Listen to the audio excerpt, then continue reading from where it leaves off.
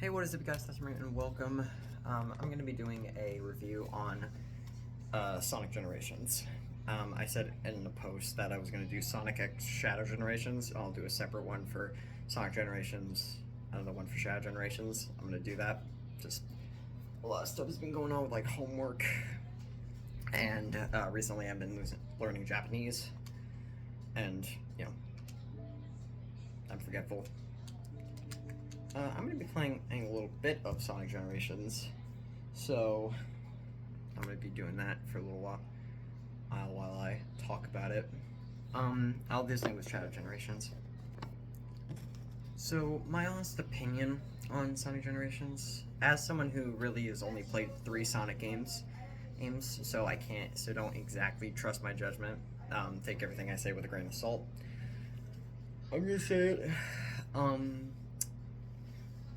Sonic Generations it's not a bad Sonic game. I think there are things I do not necessarily agree with. And one of the main things is, well, my heart actually kind of broke, kind of died inside when I noticed this. In character bios, one of them is Amy Rose, and add another tally to Sega, like trying to get Amy canonically into fortune cards as if that's been a big character or trait, even though it literally makes no sense to her character. Or just add another tally mark to that, because they did Sonic Origins, Sonic Frontiers, Super Smash Bros. Or not Super Smash Bros. It was some. I feel like it was Ultimate something, and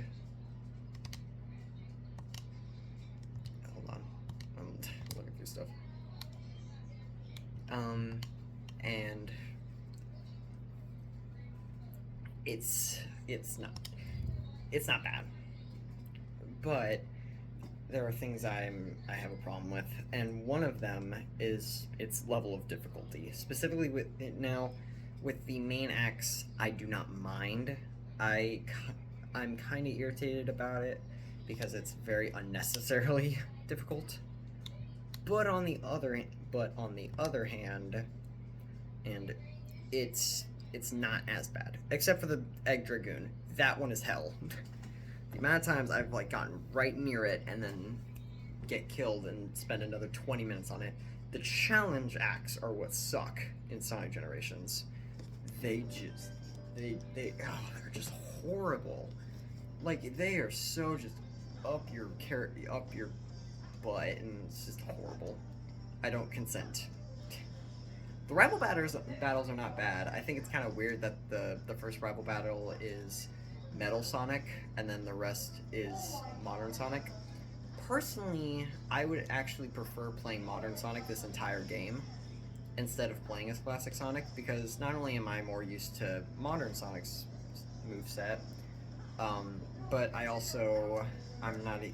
but also it makes more sense to the story and doesn't exactly make sense for Sonic, or Classic Sonic specifically, because most of these fights, or most of these characters and anything, are more or less a Modern Sonic focused. Now there is Green Hill and Chemical Plant, but I believe Sky Sanctuary wasn't there. Maybe. Correct me if I'm wrong, because, like I said, I'm not huge into the lore of Sonic. I really only know him from the movies and from Sonic Colors, and Sonic Colors Ultimate, Sonic Generations, and Shadow Generations. Those are the 3 main games I played. And Sonic Generations I'm playing is the remake, or remaster, or whatever. But Speed Highway is a Modern Sonic thing, so I don't know why Classic Sonic is an option. City Escape is a Modern Sonic specifically. Seaside Hill is Modern Sonic specifically. Perfect Chaos, Crisis City, Rooftop Run, Planet Wisp, Egg Dragoon. Literally most of these are a Modern Sonic focused. So kind of making you have to play Classic Sonic for both acts. I understand having multiple acts for it to finally unlock the area and then unlocking the side character. So, like an example, Seaside Hill, you have to do 2 acts, and then congratulations, you got SPO. And I like that. But I think Shadow Generations does a much better job with this by basically, it does a better option. It does a better, way of doing it where you only play as Shadow. You only play as Modern Shadow up to the game. And that helps with the game itself because it's a lot easier to kind of get the groove of Shadow because you're only playing him in every act. It's not forcing you to play as freaking a different Shadow that has entirely different movesets. That's why I'm not a huge fan of Sonic Generations, because it forces you to play classic Sonic. If it didn't force me to do it, and the challenge acts weren't super just up your butt, then I would definitely have a much more positive view on it. I would be a lot more accepting, but it's a little bit of a nightmare. Oh, and also the Planet Wisp. Sonic Colors it does not like me very well, and to be fair, I'm not a huge fan of them either. So yeah, like I said, it's very demanding. One noticeable issue is the homing attack for Sonic. Sometimes, like, you'll try and hit him, but, like, it'll be like Sonic 06 bugged. Like, it's weird. But it's definitely worse. Definitely worse boss fights I've done. If I could give a rating for Sonic Generations, I would give it 8.5 out of 10. Well, maybe not 7.5 out of 10. We'll go 7 to 8 out of 10, because there are things I like about it, like it is kind of nice that it's like a reminiscent of the old days. They changed dialogue that really needed to be changed, like Green Hills, like is it me or Green Hill? Does Green Hill look different without the time stone reference, which is nice. It's a lot better. Like I said, dialogue, and I guess one complaint I could give is that the cutscenes aren't exactly changed. They look a lot better. Like, it's weird because in Shadow Generations, you can really tell that it's a new story, or it's a game that came out like this year or last year or something like that. While Sonic Generations, it kind of just looks, I don't want to say bland. It's not, I don't know how to say it. It is nice that they added dialogue for Modern Sonic where he actually talks, but it is kind of weird that they didn't change classic Sonic's look or like reaction to certain things, because in the original, Knuckles goes, is it just me, or if you gain weight? And that's where classic Sonic has the animation where he's like, measuring his belly. Meanwhile,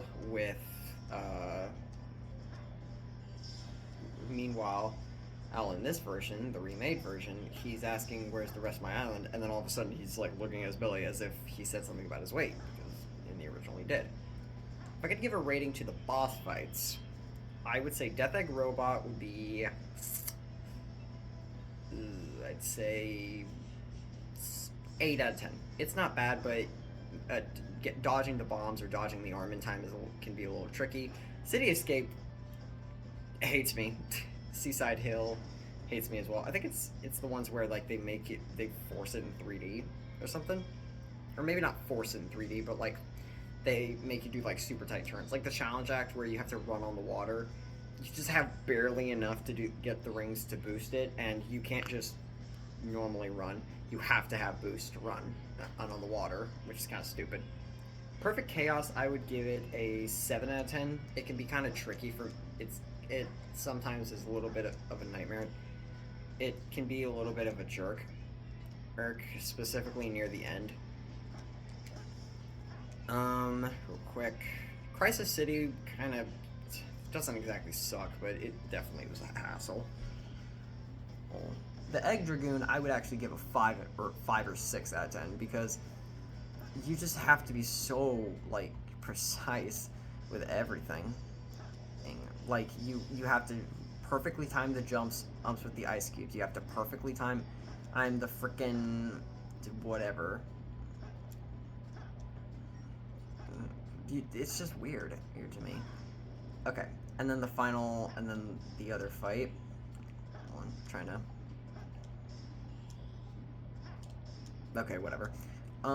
The final fight, I would give it a 6, 7 out of 10. Nah, 6. 6.5. The reason I give it a 6.5 is because while it is cool that you finally get to play as Supersonic, and after beating it, you get to use Supersonic in both the games, or both versions of Sonic.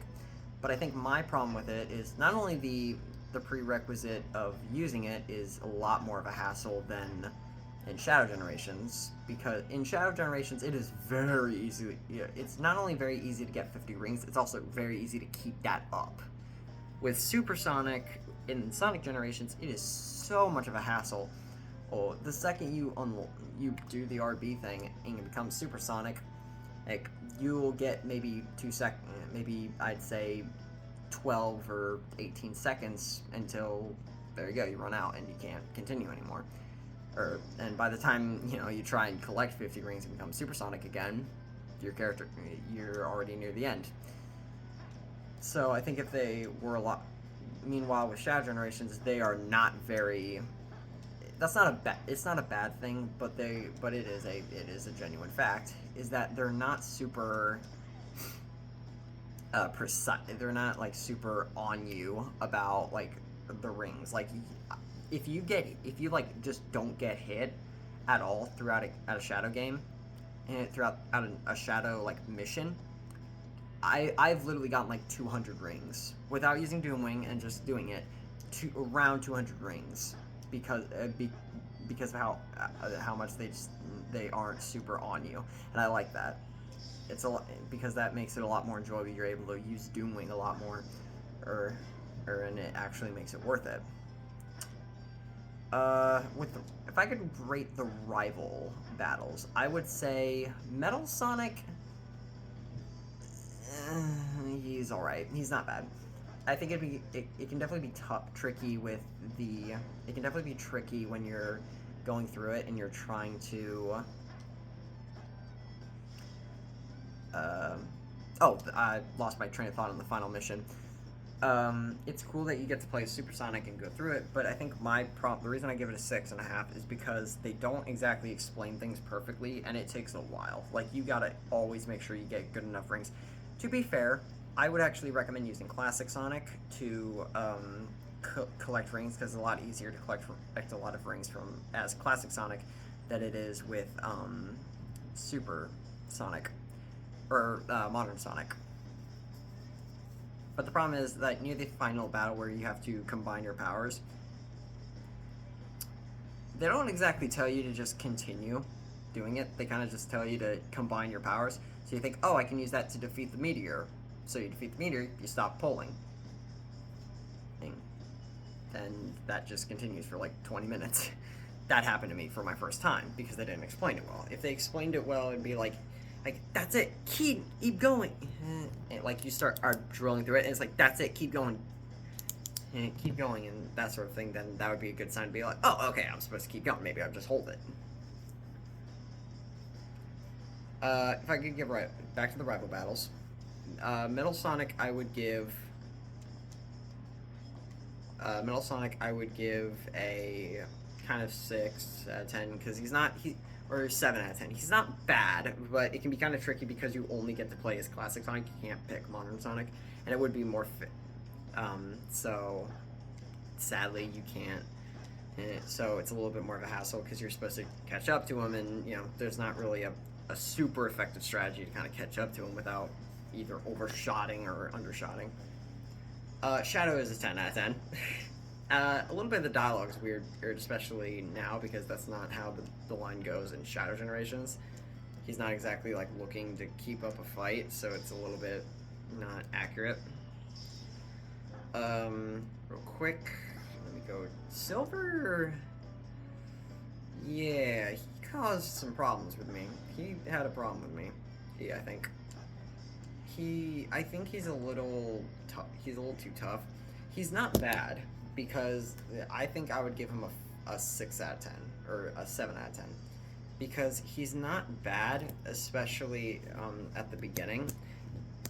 But I think the big hassle is the meteor, because you have to keep up. Like, no matter what, you have to keep up, and if you jump, that slows you down, so you can't exactly jump too much. Jumping has to be kept to a minimum, which is actually fitting of Sonic 06, considering the fact that in one of the fights, in like the Mach speed sections, you literally can't jump too much, because otherwise you're screwed. So yeah, so that's my personal review. I would give Sonic Generations a 6 or 7, a 7, no, 8. I'll be generous, an 8 out of 10. I think it's not bad. I'll definitely give it that. It is definitely not a bad Sonic game. There are definitely worse. And I think, but, oh, here's the characters. I'm not a huge fan of them trying with, and this is going to be off the review. I think it's kind of, I'm going to say it right now. I think it's stupid that they're trying to make Amy Rose into fortune cards, considering the fact that it's only been mentioned 3 to 4 times in all of memorabilia, not counting Sonic before Sonic Frontiers. Now they're trying to add it into everything. I don't like that, because it doesn't fit the character. Like, when you imagine Amy Rose, you don't think, oh, witchcraft. You think that. Like, you literally, like the top of her bio, a cheerful girl who loves to help others. Sonic inspired her to be her very best. That's who you imagine. You don't imagine a character who'd freaking have a glass ball and be like, what does your future say? Sorry, I hate to be mean, but I had to. So yeah, all in all. Oh, voice acting. I gotta talk about that. Well, I could talk about it with Shadow Generations. I'll be quick about it. My personal opinion on the casting, it's not bad. Roger Craig Smith with Sonic, he's doing all right. I prefer, I will admit, I prefer Ben Schwartz for movie Sonic. He sounds a lot more like how I imagine Sonic. I don't really, when I hear Sonic, it feels weird when Roger Craig Smith is Sonic, because when I think of Roger Craig Smith, I think of Batman. I think of Batman Arkham Origins or Batman Arkham VR. Like, I think of Batman or like a very dark, gritty character. I think Clagger from Arcane. And so to hear him be Sonic, it's a little weird. In Sonic Boom, it actually worked, because I think it was just the general physique of Sonic Boom. And as we all know, clothing, and, well, not as we all know, but sometimes in video games, clothing actually makes your character a little bit bigger. It makes the character slightly bigger, especially if, like, a hoodie is, like, puffed up. So I would say that, that's why, because, like, you have the scarf, you have the bandages, you have all that stuff, so it kind of makes it look a little better. And I actually like Sonic Boom's Sonic. I actually like the design.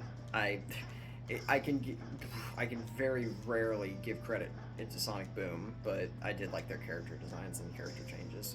Not the character personalities, that one was stupid. But yeah, the casting. Troy Baker playing Espio is a little weird to me. I think I would prefer Troy playing Shadow. I know, shocker, have him play a big character, a very important character that's not just small side characters. Now, I get it, Chaotix is a big team, but, like, in Sonic Generations specifically, like, not a lot of players know Chaotix very well. Like, they would know Rouge because of it's Rouge and Shadow, obviously. They're kind of big characters because they have a lot of tie-in. Meanwhile, Chaotix is kind of a side team. It's like a team that's in the sidelines.